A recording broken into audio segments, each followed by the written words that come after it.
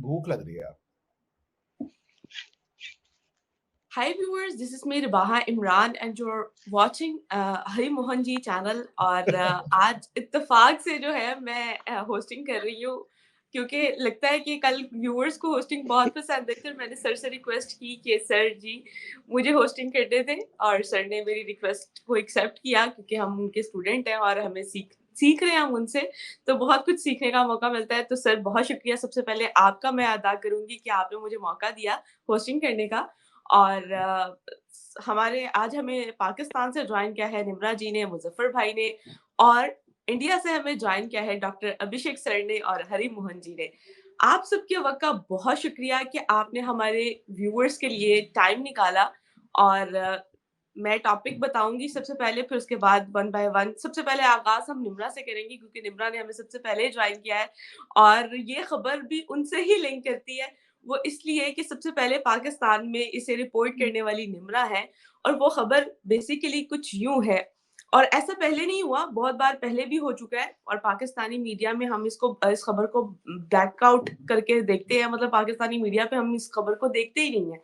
और वो खबर बेसिकली ये है कि 950 पाकिस्तानियों को डिपोर्ट किया गया है। आखिर इसके पीछे क्या रीजन है? निम्रा ने इसे पब्लिक रिव्यू लिया अपनी जान पर खेलकर। पूछते हैं निम्रा, सबसे पहले तो शुक्रिया और बताएं हमारे व्यूअर्स को कि इसके पीछे क्या बैकग्राउंड है और आखिर क्या ये पाकिस्तानी मीडिया में ये खबर नहीं चल रही, इंटरनेशनल मीडिया में हमने देखा और इंटरनेशनल मीडिया में भी बहुत कम इस खबर को उठाया गया। और आप पहली पाकिस्तानी है जिसने इस खबर को कहा भाई बताओ 950 पाकिस्तानी दुबई से क्यों डिपोर्ट किए गए, क्यों, आखिर क्या कहेंगे, क्या कहेंगे?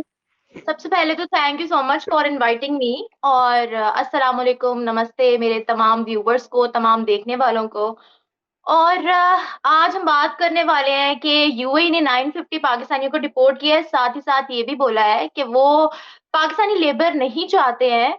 उनको लेबर तो चाहिए लेकिन पाकिस्तानी नहीं चाहिए और वो सारे पाकिस्तानियों को डिपोर्ट कर रहे हैं। सिर्फ उनको अपनी कंट्री के अंदर वही पाकिस्तानी चाहिए जो कुछ इम्पोर्ट एक्सपोर्ट का काम करते हैं या जिनके बिजनेस है या जिनके पास पैसा है, सिर्फ वही जो है बात।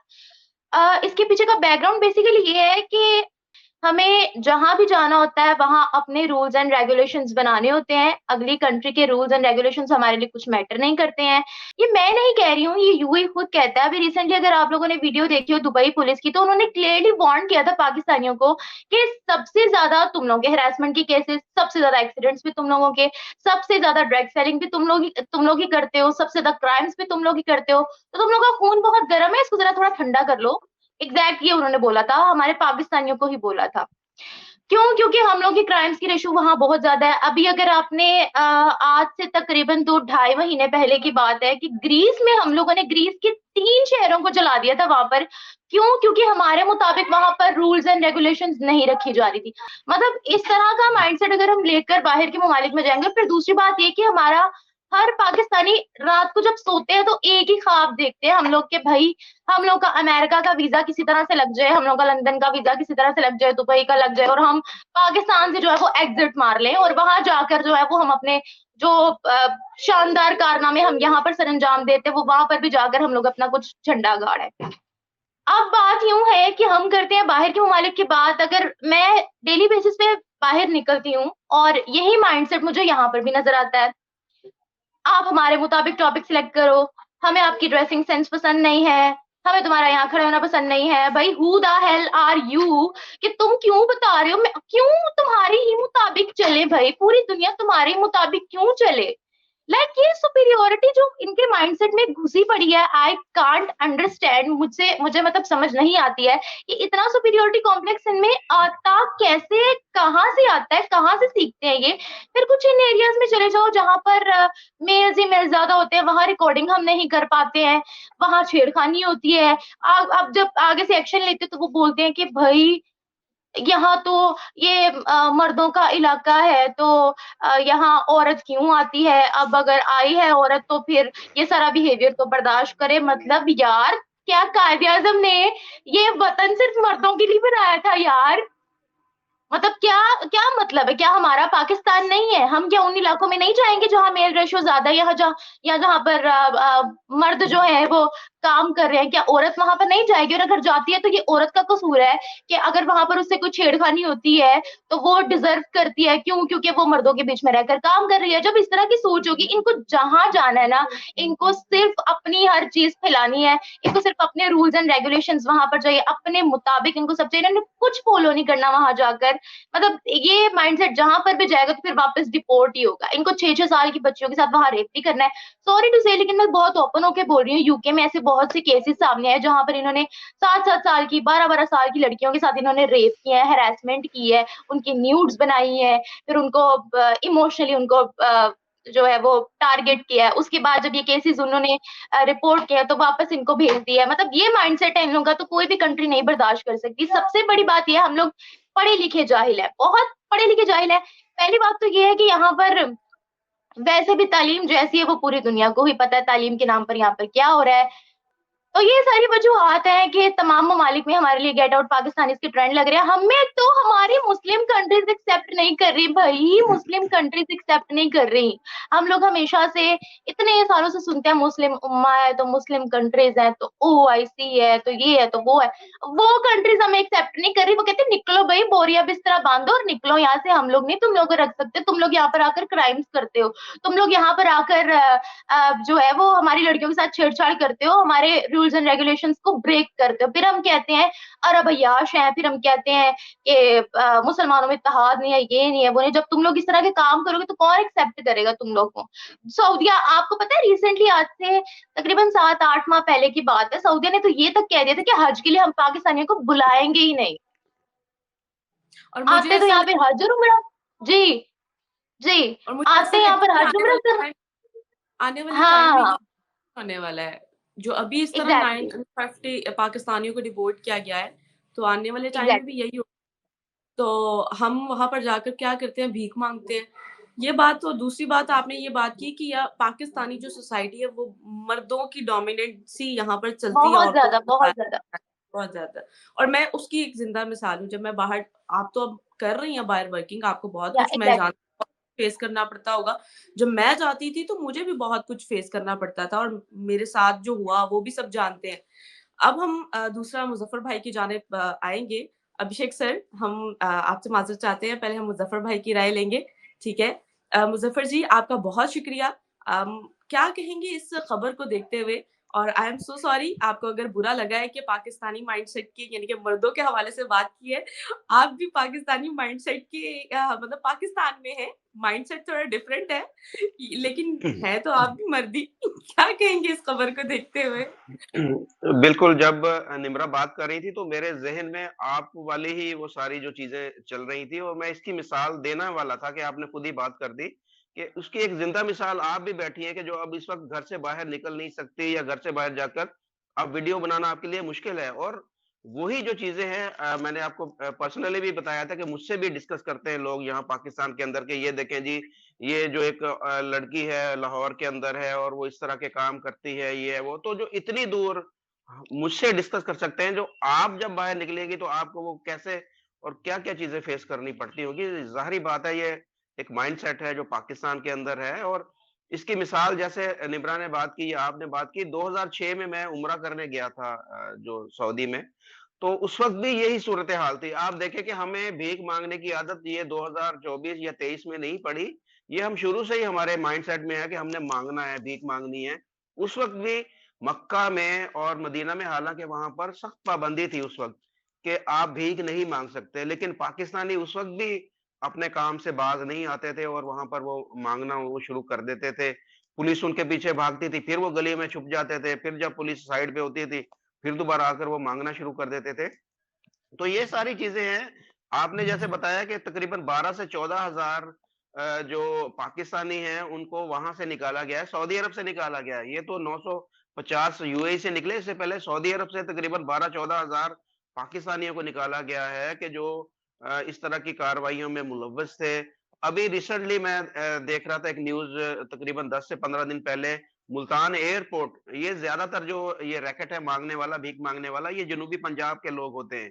तो वो वहाँ से कुछ लोग उम्रा करने के लिए जा रहे थे, लेकिन जब वो उन्होंने चेक किया जो सिक्योरिटी जो वहाँ पर जो सिक्योरिटी वाले होते हैं एयरपोर्ट के ऊपर, उनके यानी कि उनके कपड़ों के हालात या वो इस तरह के नहीं थे कि वो बाहर जा सके, तो उन्होंने उनसे तफ्तीश की, तो पता चला कि उनको पता ही कुछ नहीं, ना ही वो उम्रा करने जा रहे थे, वो वहां पर सिर्फ भीख मांगने के लिए जा रहे थे, तो उनको मुल्तान एयरपोर्ट के ऊपर ही उनको धर लिया गया।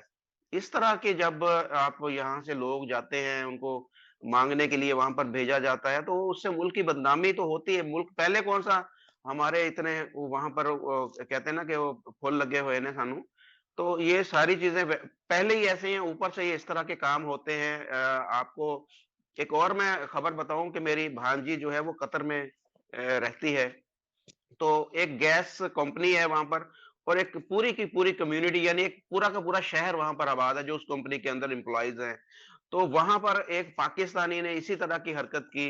इंडियन कम्युनिटी भी बहुत ज्यादा वहां पर, पाकिस्तानी की एक बच्ची को उसने जो है वो वहां पर अगवा करके ले गया, उसके साथ ज्यादती की कोशिश की, और बच्ची ने जब आके बताया तो वो, अब देखिए कितनी बड़ी बदनामी हुई वहां पर, पूरी की पूरी इंडियन कम्युनिटी वहां पर, पाकिस्तानी कम्युनिटी पर, वहां पर एक पाकिस्तानी ने जब इस तरह की हरकत की तो उसको वहां से डिपोर्ट कर दिया गया। और क्या गुजरी होगी जो वहां पर अब दूसरे पाकिस्तानी रहते हैं, कि एक पाकिस्तानी की वजह से सारे कहते हो कि यार पाकिस्तानी इस तरह के लोग हैं, पाकिस्तानी इस तरह की हरकतों में। तो आप ये इस तरह की बात नहीं, आप दुनिया का कोई मुल्क उठा के देख लें, जैसे ग्रीस की मिसाल दी इन्होंने, यूएई की मिसाल दी इन्होंने, यूके की मिसाल दी, बेल्जियम के अंदर देखें क्या हुआ था।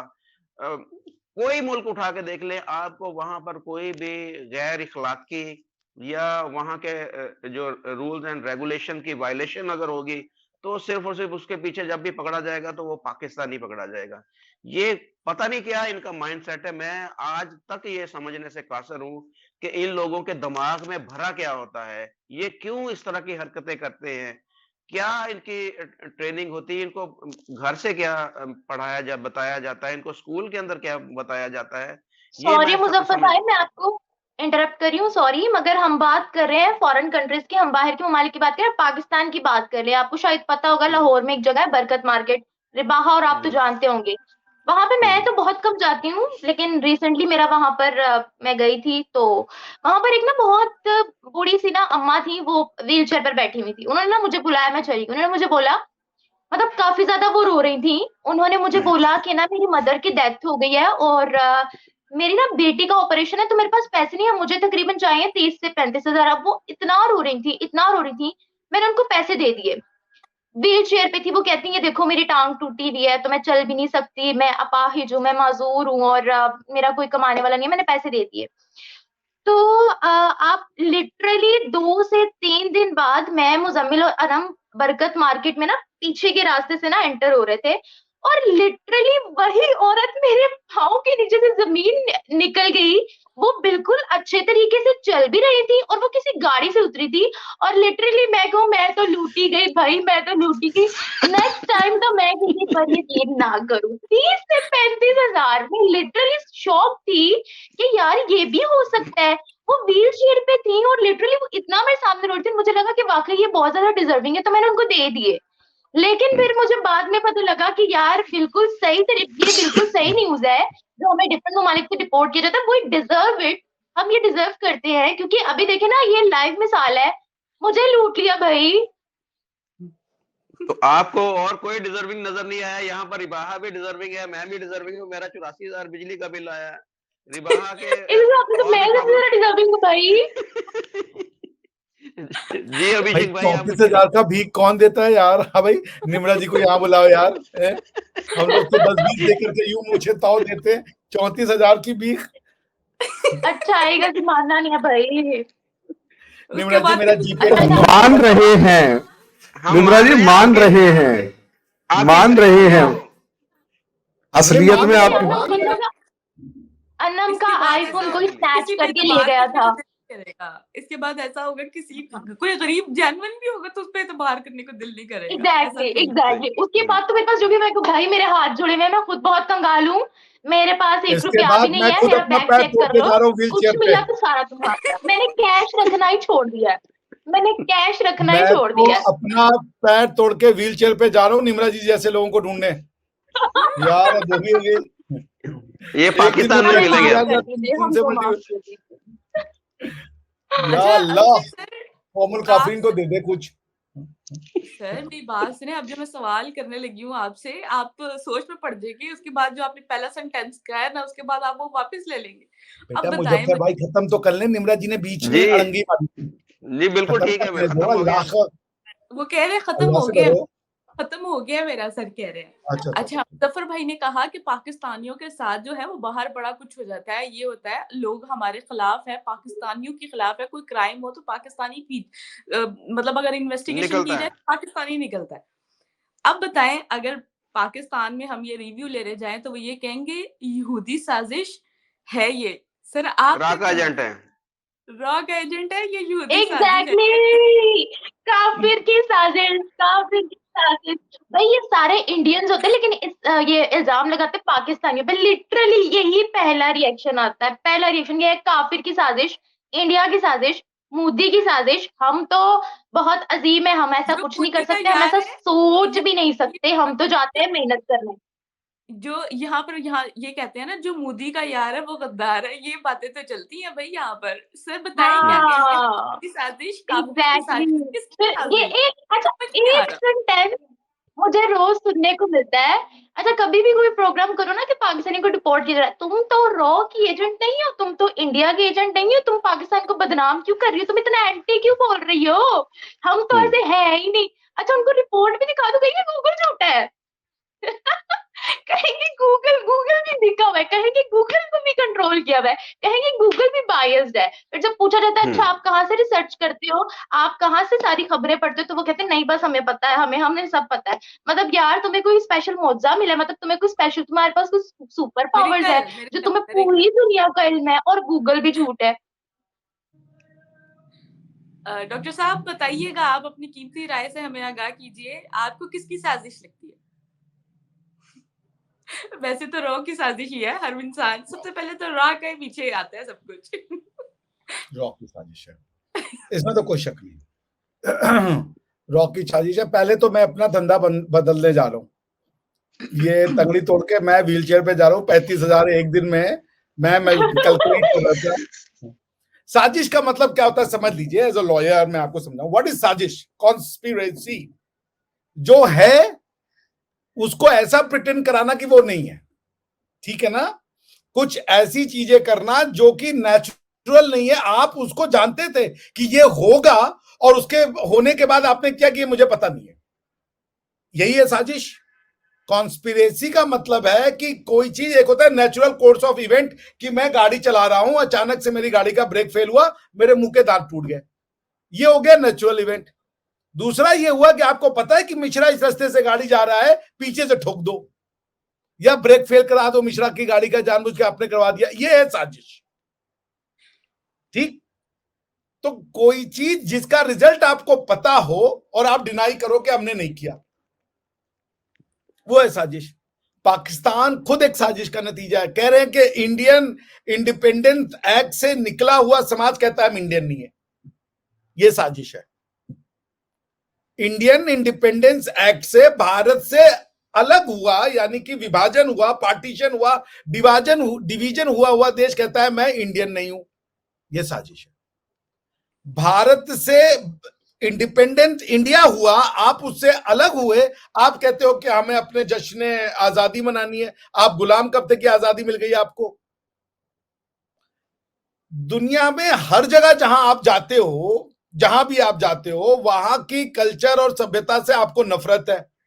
वेस्ट फहाशी फैला रहा है, आप क्या फैला रहे हो ये किसी को नहीं पता। आप दुनिया में क्या फैला रहे हो ये हमको नहीं पता, ये बात हमको जरूर पता है कि कहीं भी, जैसे जब मैं पाकिस्तान जर्मनी में था, तो वहां पे जो मेरे मकान मालिक हुआ करते थे या जो और लोग भी होते थे, वो भी ये कहते थे कि हम पाकिस्तानियों को, ये मेरे साथ क्या, हालांकि मेरे साथ एक बंदा पाकिस्तानी रहता था, हम नहीं देंगे रूम। पॉइंट ये है कि साजिश का मतलब होता है सच का इनकार, और रिजल्ट खुद से क्रिएट करके बोलना कि किसी और ने कर दिया है। आप दुनिया से नफरत करोगे और दुनिया आपसे प्यार करे।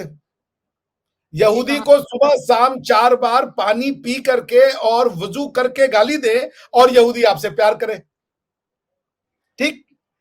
हनूद से बड़ी नजस कौन कोई नहीं है। इंडिया में आग लग जाए तो ज्यादा बेहतर है, लेकिन इंडिया आपसे प्यार करे। बिना वीजा के आप भेज देते हो टूरिस्ट जो यहाँ पे आके बुलेट से लोगों को मारे, लेकिन इंडिया आपसे प्यार करे।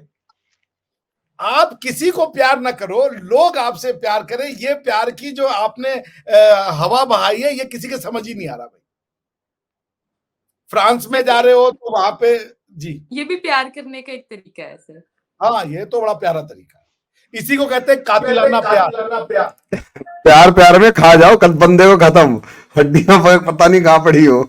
वो कातिलाना प्यार यही है ना तेरा, वो कातिलाना यार और कातिलाना करके गाना था, ये वही है कातिलाना प्यार। प्यार में गर्दन चली गई मिश्रा जी की। मिश्रा जी सवेरे उठ के बोले अब यार क्या हो गया, अरे बहुत प्यार करते थे आपसे, हनूद थे आप।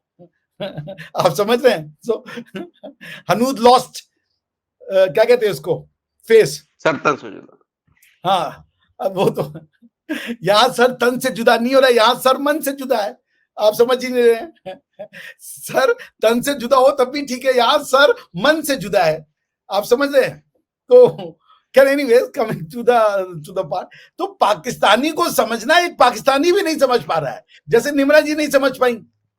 ठीक है ना, पाकिस्तानी खुद को नहीं समझ रहा है, दूसरे पाकिस्तानी को नहीं समझ रहा है। पाकिस्तान एक बरमूडा ट्रायंगल है जहां पे ज्ञान जाके खत्म हो जा रहा है। आप समझ रहे हैं? पाकिस्तान इज अ वैक्यूम, वहां नॉलेज वो उनकी अलग नॉलेज चल रही है, उनका अलग कॉन्सेप्ट चल रहा है। सारी दुनिया में कहीं भी कुछ हो रहा हो उसका एक अलग वर्जन आपको पाकिस्तान में मिलेगा। सारी दुनिया कहती है इंडिया जो है दुनिया की ओल्डेस्ट और लार्जेस्ट डेमोक्रेसी है, और पाकिस्तानी कहते हैं ये तो हिंदू है, जुल्म कर रहे हैं। सारी दुनिया कहती है कि वहां साइंस एंड टेक्नोलॉजी के बिहार है, बहुत बड़ा एंशिएंट सिविलाइजेशन था जो आज भी कंटिन्यूड है। पाकिस्तानी कहते हैं इनका टॉयलेट नहीं है। सारी दुनिया को जीरो मैथमेटिक्स और ये सब देने का काम हम किया। पाकिस्तानी टीवी चैनल पे बच्चों को सिखाते हैं कि इनको कपड़ा पहनाने के लिए वो हमने सिखाया। हम मतलब ये क्या नाम है, सेंट्रल एशियन। राम मंदिर को तोड़ने वाला सेंट्रल एशियन अकबर वो आया था वहां से, अरे सॉरी बाबर, वो आया था समरकंद से या अफगानिस्तान से। आग पाकिस्तानियों को लग रही है। मैंने तो एक भी उज्बेकिस्तान में नहीं सुना कि उज्बेकिस्तान की फोर्सेस निकल पड़ी हैं घोड़े पे यूं यूं यूं करके कि आज राम मंदिर को तोड़ देंगे। तोड़ने वाला उज्बेक, मंदिर टूटी हमारी, गुस्सा आप हो रहे हो। पाकिस्तान में इस्लाम भी एक अलग है।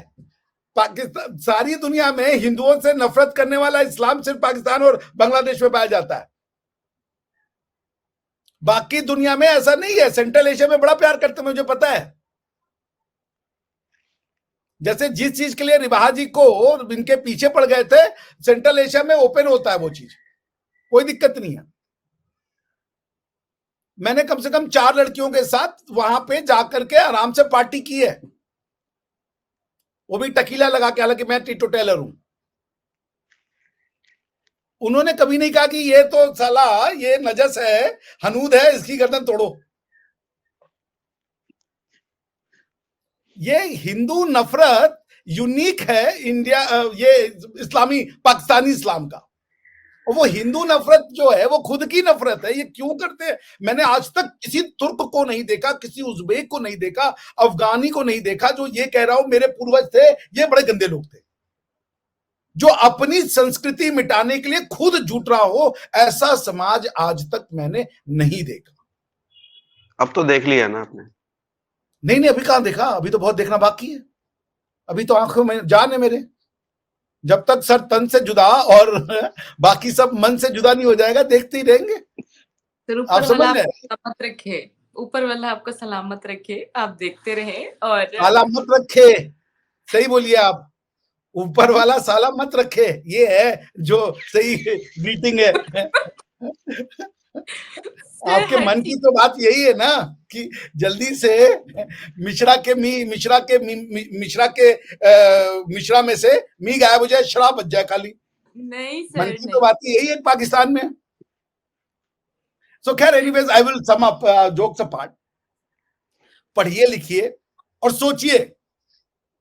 हालांकि मुझे पता है कि दीन में अकल का दखल मना है, लेकिन कहीं तो दे दीजिए, इस अकल को थोड़ा सा दखल दे दीजिए, तो हम लोग भी सुखी से रहेंगे।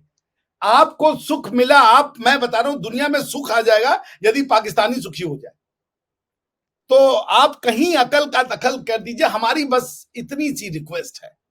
यहां पे ये जो दिया गया है, थोड़ा सा उपयोग, थोड़ा सा, बड़ा नम है साकी ये अकल, बस थोड़ी सी किताबें पढ़ लूं, ये मेरी शायरी है। जरा इकबाल ने भी इसी टाइप का कुछ शेर लिखा था। वो है हमारी मैं 2 बाल हूं, वो इकबाल होंगे, हम 2 बाल, उनसे बड़ा हूं मैं। नहीं है थोड़ी ना सी वो- उम्मीद इकबाल अपनी किश्त वेरा से, जरा नम हो तो ये मट्टी बहुत जरखेज है साकी। देखें सर, ये देखें अच्छा देखें। बताइए, ऐसी भाषा में लिख दिया, सलाब समझ में नहीं आ रहा है किश्ती वीरा कौन है, जरखेज क्या है, और क्या लग रहा है कि मैं भैया वहां उज्बेकिस्तान में खड़ा हूं। तो ये पाकिस्तान को डेडिकेट किया था, देख लें। चले, आप पाकिस्तान का नेशनल एंथम कौन सी भाषा में लिखा हुआ है? उसकी वाकई समझ नहीं आती हमें। नहीं, पर वो किस भाषा में लिखा है, मैं जानना चाह रहा हूँ। पाकिस्तान मेरे का ख्याल नेशनल एंथम किस भाषा में? फारसी में, फारसी में है। फारसी में, वेरी गुड। पाकिस्तान का नेशनल लैंग्वेज क्या है? उर्दू, फारसी। पाकिस्तान का नेशनल लैंग्वेज उर्दू है और नेशनल सॉन्ग, नेशनल एंथम फारसी में लिखा है। Only a Pakistani can do that. Do you see what Pakistan is? भाषा अलग। ये वही बात हो गई कि एक कोरियन जो है वो अपना नेशनल सॉन्ग जो है वो चाइनीज में लिख रहा है, जिस कोई गा रहे, लोगों को पता ही नहीं कि क्या हो रहा है, क्यों गा रहे हैं। मैं आप लोग को खिराजे तहसीन पेश करता हूँ। Thank you so much sir. Thank you. अच्छा, हरिमोहन सर से भी कुछ पूछ ले, वो आज ऐसे मेहमान उन्हीं की बैठे, तरफ जा ना रही हूँ मेजबान सर। है ना मेहमान है। नहीं भाई सर, वो रिवाजी उन्हीं की गामजन है, कैसी बातें कर रही है वो। हरिमोहन सर की तरफ गामजन है। सर वैसे भी पाकिस्तान तरक्की की राहों में गामजन है, तो इसी को लेकर, इस गामजन को लेकर हम हरिमोहन जी सर से पूछते हैं। सर बताइएगा को देखते हुए आप क्या कहेंगे? मैडम देखो, एक फिलोसॉफिकल पार्ट तो जो फैक्चुअल पार्ट है वो निम्रा जी ने और मुजफ्फर जी ने बता दिया, फिलोसॉफिकल पार्ट जो है वो अभिषेक जी ने बता दिया, और उसका एक प्रैक्टिकल रीजन जो है वो हो सकता है मैं बताने की कोशिश करूं। वो क्या है ना, तो एक पूरा का पूरा सिनारियो क्रिएट हो जाएगा। देखिए क्या होता है, किसी भी सोसाइटी में एक आदमी गलती से अगर ऐसा कुछ कर देता है तो वो उसकी पर्सनल मिस्टेक होती है, लेकिन जब एक सोसाइटी वैसे ही बिहेवियर शो करने लग जाए तो इसका मतलब यह है कि रूट लेवल कहीं ना कहीं कुछ और है, रूट कॉज जो है वो कहीं और है, और वो root cause normally tradition, culture और एजुकेशन, नॉर्मली इन 3 चीजों के अंदर हम लोगों को मिलता है। सबसे पहला ट्रेडिशन, आपके यहां के सारे ट्रेडिशन, मैं क्योंकि खुद हिस्ट्री पढ़ाता हूं तो मेरे को ऐसा लगता है कि पाकिस्तान जिस ट्रेडिशन के ऊपर बना, सबसे पहली वो जो फाउंडेशन स्टोन है वही गलत है। फाउंडेशन स्टोन नफरत की है, जो सबसे पहले, जैसे अभी अभिषेक जी भी बता रहे थे कि अल्टीमेटली आप सबसे नफरत कर रहे हैं, तो बना ही अगर नफरत पे है तो आप उम्मीद कैसे कर सकते हैं कि कोई इंसान अच्छा बिहेव करेगा। और उस नफरत को जस्टिफाई करने के लिए उसे आपने अपने कल्चर का हिस्सा बनाया, सबसे पहले इंडिया से नफरत करके, और यहूद और हनूद वाला पार्ट। बचपन से अगर आप किसी को यह समझा ही रहे हैं कि यहूद और हनूद को नफरत करनी है, उसे मारना है, काटना है, उनकी औरतें और उनके बच्चे जो हैं वो हमारे यूज के लिए हैं, या तो वो हमारे फोल्ड में आ जाए वरना दफा हो जाए। तो उसके बाद तीसरा पार्ट, जब आप उसको मतलब उसे फिर एजुकेशन के पार्ट में एंटर करवा दिया आपने। किस फॉर्म में? आपने एजुकेशन सिर्फ रिलीजियस रखी और उसका लॉजिकल माइंडसेट गायब कर दिया, और वो लॉजिकली अगर गलती से सोच भी ले तो उसे ऊपर बैठी हुई हूरे और उसका बढ़िया वाला डिस्क्रिप्शन आपने बता दिया।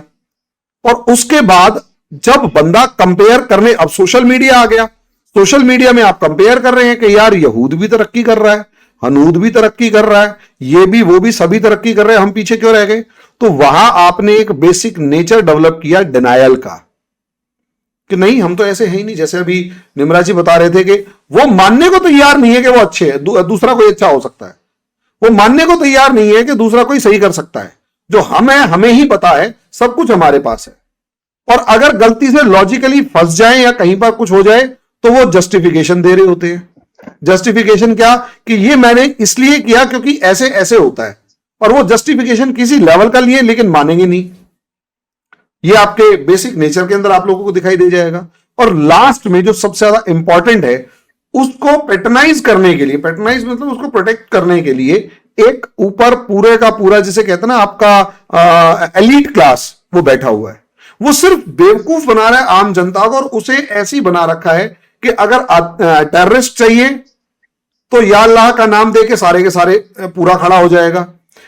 अगर आपको भीड़ चाहिए तो खड़ी हो जाएगी, जिहाद करवाना है तो खड़ा, हर चीज में खड़े हो जाएंगे। लेकिन सामने वाला जो खड़ा होगा उसे यह नहीं पता कि जो बुलाने वाला है उसकी इंटेंशन क्या है। देखो, पढ़ा लिखा आदमी पर्दे के पीछे भी देखता है कि what is the reality behind that. उन्हें पढ़ाया ही नहीं गया है। जो आप कह रहे हैं ना कि मतलब बुलाया गया, पढ़ाया गया एंड ऑल, कुछ नहीं करवाया गया है। और एक ऐसी जनरेशन प्रिपेयर कर दी गई है जो सिर्फ और सिर्फ बाहर अपने हर काम को जिहाद की फॉर्म में या रिलीजियस इंटरप्रिटेशन के स्केल पर रख के देखती है कि क्या रिलीजियसली ठीक है या नहीं है। और क्योंकि वो हर जगह रिलीजन को ढूंढ रही है, देखिए हर जगह रिलीजन पॉसिबल नहीं है। वो बेसिकली हर कोई समझता है, चाहे वो क्रिश्चियंस हो गए, चाहे वो जूस हो गए, चाहे वो हिंदूज हो गए, वो रिलीजन को पर्सनल पार्ट तो रखते हैं। मतलब यूं नहीं है कि दुनिया को बताने का सोशल पार्ट बहुत कम है। यहां religion is everything, rest is nothing. ये प्रॉब्लम है। और यहां जब आप एक पूरी की पूरी कम्युनिटी को देखते हैं, चाहे वो कैसे भी बाहर जा रहा है, चाहे वो डंकी के थ्रू जा रहा है, चाहे कैसे भी जा रहा है, बाहर जाके फिर वो बिहेव भी वैसा ही करता है। और जब उसे वो किसी चीज के लायक नहीं होता तो चाहे वो भीख मांगे चाहे कुछ भी, उसे पैसे दिख रहे होते हैं ना, वो कंफ्यूज है। रिलीजन के नाम में तो बहुत ही ज्यादा कंफ्यूज है। और यही रीजन है कि दुनिया में कहीं भी जो आप कह रहे हो ना हमारे अकॉर्डिंग होना चाहिए, वो इसीलिए मेरे अकॉर्डिंग होना चाहिए क्योंकि मुझे समझ ही नहीं आया कि दूसरे वाले का सिस्टम क्या है। और यही एक सबसे बड़ा रीजन है, जहां भी जाएंगे बिहेव लगभग सेम मिलेगा, अप्रोक्सीमेट एक जैसा बिहेवियर है। चाहे वो यूएई में हो गया, चाहे 7 साल की बच्ची का रेप हो गया, चाहे वो क्या नाम है आपको अमेरिका के अंदर ग्रूमिंग गैंग की शिकायत मिल जाए, चाहे वो ग्रीस के अंदर 3 शहर जलाने की शिकायत मिल जाए, चाहे कोई भी। क्योंकि असलियत में जो सोसाइटी कल्चर है और जो उनके अंदर ट्रेडिशन और एजुकेशन चल रहा है, वो उन सबने एक ऐसा बंदा बना दिया है जो कहीं भी जाएगा वो सेम बिहेव करेगा। इसीलिए एक बंदा गलती करता है और सबको गालियां पड़ती है। This is the main thing कि एक बंदा गलती करेगा क्योंकि प्रोडक्ट वो लगभग एक जैसी मशीनरी के हैं, तो वो रिएक्ट भी वैसा ही करते हैं, तो गालियां भी सबको एक जैसी पड़ती है। अब वो समझते क्यों नहीं है? आप लोग शायद उस पूरे सिस्टम के यूं कह सकते हैं कि बाय प्रोडक्ट है, या यूं कहें स्पेशल, मतलब बिल्कुल छट गए हैं उसमें से। You are not from that, इसीलिए आप यहां बैठ के वो बात कर पा रहे हैं, क्रिटिसाइज कर पा रहे हैं। यहीं अगर कोई ऐसा बंदा हो वो हमारे को दोनों को कहे रुको मैं अभी भेजता हूं सर तन से जुदा, ये रियलिटी है क्योंकि थॉट प्रोसेस वैसा डेवलप हो रखा है। और मैं सच बता रहा हूं, आज जो मैंने डिस्कशन शुरू करने की जब सोची थी, I was taking it just like that. लेकिन जिस तरीके का डिस्कशन हुआ मुझे उम्मीद नहीं थी कि इस लेवल पर हम यहां पर डिस्कस कर पाएंगे, जो एक बहुत इंपॉर्टेंट टॉपिक है कि यार ये बिहेवियर ऑफ अ सोसाइटी कैसे हो गया। ये पर्सनल बिहेवियर होना चाहिए। Rape is a personal behaviour, personal nature. ये अभिषेक जी बता सकते हैं कि रेप जो है वो कई बार एक पर्सनल इंसान जो है वो नॉर्मली हवस के चक्कर में कर देगा, लेकिन जब वो सोसाइटी का पार्ट बन जाए और उसको जस्टिफाई करने लग जाए तो ज्यादा प्रॉब्लम है। मैं इसी के साथ खत्म करना चाहूंगा अपनी बात को। यस, ऐड कर दो। आपने बात की कि रेप जो है वो एक हर बंदे की एक पर्सनल चीज हो सकती है, उस सोसाइटी के अंदर नहीं। आप देखें कि यहाँ पर क्या हो रहा है, आप इंटीरियर सिंध के अंदर जाकर देख ले, वहां पर हिंदुओं की जो बच्चियां हैं छोटी 12-14 साल से लेके 18 साल की एज तक की बच्चियां हैं, उनको अगवा किया जाता है और अगवा करके उनको फोर्स कन्वर्ट किया जाता है और किसी बुड्ढे के साथ उनकी शादी कर दी जाती है। तो ये एक वो जो केस नहीं है यहाँ मियाँ पर। बैठे हुए हैं ना, मियाँ जी बैठे हुए जी हैं, उनका एक बहुत जी बड़ा पार्ट इन चीज में। मैं पूरा नाम नहीं मैं ले सकती। वही चीज कह रहा हूं कि नॉर्मली अगर कोई करता है, रेप वगैरह करता है और उसकी बाकी सोसाइटी ही उसे जस्ट अपोज करती है, तो इसका मतलब वो उसका इंडिविजुअल एक एक्ट है। लेकिन अगर एक सोसाइटी उसे आप जो कह रहे हैं वो जाता है। तो दो एप्रिशिएट इसलिए किया जाता है क्योंकि वो एक्सेप्ट कर रहे हैं। जी, वो एप्रिशिएट तो इसीलिए कह रहा हूं ना, सोशल का पार्ट हो गया वो, इसीलिए अपनी जन्नत पक्की कर ली। कहते हैं उसने तो अपनी जन्नत पक्की कर ली। यहाँ पर वो एक काफिर को मुसलमान किया, वो अब ये नहीं देखते कि किस तरीके से किया है उसको। क्या यहाँ पर उसके लिए उसकी फैमिली देखे पीछे कहाँ पर, मैं खुद पर्सनली उनके घर पे गया, 3 जो बच्चियों को सिर्फ 16 साल की किया गया। बच्चियां ही उन्हीं को हिदायत आ रही है यार, ये तो हद हो गई। किसी एक ही तरफा हिदायत आए जा रही है बच्चियों को, और वो भी 40 साल के आदमी के साथ, ये कैसी अच्छा हिदायत सर, है? हम पाकिस्तान में डिफरेंट माइनॉरिटी से ताल्लुक रखने वाली लड़कियों की तो बात करते हैं, लेकिन जो यहाँ पे मुस्लिम छोटी-छोटी बच्चियां हैं, उनके साथ क्या हो रहा है? उनकी 16-16, 14-14 साल की उम्र में शादियां की जा रही मैं हैं। एक हम मिसाल देता हूँ अपने आपको। आप को तहफ़्फ़ुज़ दे पा रहे हैं, मैं हम आपको दूसरी कम्युनिटी को क्या तहफ़्फ़ुज़ देंगे? मैं इसकी मिसाल देता हूँ आपको। आप उनको तहफ़्फ़ुज़ दे पाएंगे यदि आप उनको हिंदू मुसलमान के दायरे से ना देखें, सिर्फ औरत के दायरे से, महिला के इसके चश्मे से देखें। सर एक मिसाल मैं आपको देता हूँ, आप सुने जरा फिर आप। एक शख्स ने अपनी बेटी की शादी की, उसकी उम्र थी तकरीबन 55 साल, आदमी की उम्र 55 साल थी, उसकी बेटी की उम्र थी 12-15 साल। उसने अपनी बेटी की शादी की और उस जहाँ पर लड़के की जो बहन थी उसके साथ उसने खुद शादी की। और लड़की की कितनी उम्र थी? इसकी 55 साल थी और उसकी उम्र 12-13 साल थी। आप अंदाज़ा करें कि ये क्या एक माइंडसेट है कि वो फिर से बताइए वट्टा जरा, फैक्ट समझ ही में नहीं आया, कौन किससे शादी कर गया भाई साहब, जरा फिर से बताइए फैक्ट। 55 सर साल के एक बाबे ने एक हाँ जी, बताएँ रिबा जी, आप बता 12 दें। साल की लड़की से शादी कर ली है। अब आप देखिए नहीं, सोसाइटी वो कहाँ जा शादी कैसे की है कि अपनी बेटी को एक लड़के के साथ जिससे शादी की, उसकी बहन से खुद शादी की है। दामाद की बहन से मतलब खुद शादी कर ली। जी। दामाद की बहन से? जी, जी। तो ये यहाँ वट्टा पर सट्टा, हमारी सोसाइटी जी, मुजफ्फर भाई वट्टा-सट्टा वट्टा ऐसे सट्टा। जी, जी, जी, वट्टा-सट्टा। ये क्या होता है? आप ठीक लोग तो है। ऐसे-ऐसे कॉन्सेप्ट बताते हैं ना कि हम लोग भी क्या बताएं। ये वट्टा-सट्टा क्या है? सर इसके पीछे भी वट्टा-सट्टा राखी है कि साहब क्या है ये? अदली-बदली, अदली-बदली। क्या अदली-बदली? लड़की? आप ही अरे लड़की दो हमारे घर आएगी, अट्टा हमारे सट्टा घर तो ये होगा ना, पंजाबियों में चलता है ये कि मतलब कई बार लड़का एक के एक दूसरे की बहनों से शादी कर लेना पॉसिबली, जी, जी। ये नॉर्मली कुछ पंजाबी कम्युनिटीज में चलता है, ठीक है वो। लेकिन यहां ये केस उल्टा इसलिए है, एक बंदे ने मान लिया, एक बंदे ने अपनी बेटी जो 14-15 साल की थी उसकी शादी एक लड़के से करी और उस लड़के की बहन से खुद शादी कर ली। अब जो जिससे शादी करी वो सास, उस लड़के की सास कहलाएगी या बहन कहलाएगी, ये बता दो। यार ये सुन के मेरा शादी का मन कर रहा है, कितनी शादियां सुन ली मैंने इस रिश्ते में। अच्छा, एक और मैं केसेस बताऊं कि जो इंटीरियर सिंध के अंदर होते हैं या जनूबी पंजाब के अंदर होते हैं, उसको बोलते हैं वनी करना। आपने शायद नहीं सुना